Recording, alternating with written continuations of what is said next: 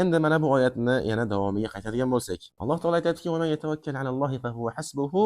Innalloha balighu amrihi qad ja'alallohu likulli shay'in qadara." Qaranglar, bu oyatga ko'pchilik tushunadi va amal qiladi, lekin oxirigacha amal qila olmaydi ba'zilar. Va bu ham fiqhning, ya'ni tushunchaning, ma'rifaning kamligidan bo'ladi. Alloh taolo aytadiki: "Va kimki Allohga tavakkul qiladigan bo'lsa, tavakkul qildik, sabablarni qildik, Allohga suyandik, Allohni o'zi yetukli", deyapti, to'g'rimi? Alloh taolo aldamaydi. Sadaqallohul azim. Biz shunday iymon keltiramiz. Alloh taolo aytdimi? Demak, u rost. Innalloha balighu amrihi. Alloh taolo o'zini ishi borasida yetukli zot. Ya'ni o'zini ishini yaxshi biladi deb turib tushuntiryapti. Qad ja'alallohu likulli shay'in qadara. Va tahqiq Alloh har bir narsani o'zini miqdori, taqdiri, vaqt soati bilan qilib qo'ydi, deyapti. Demak, odam sabablarni qilib tavakkul qilgandan keyin tavakkul nima o'zi desa Allohga topshirishdi. Topshirib bo'lgandan keyin bo'ldi, u odam endi natijaga shoshilishlik umuman kerak emas. Alloh o'zi biladi, deyapti. Qachon unga chiqish eshigi ochilishligini, qachon unga nusrat kelishligini, qachon uni ishini o'nalishligini Alloh o'zi biladi. Hamma narsani taqdirli qilib qo'ydi, deyapti. Bundan nimani tushunamiz biz? Tavakkul qildingmi? Bo'ldi, u yoq endi bizning ishimiz emas. Biz qilgan ish o'xshamay qolsa ham,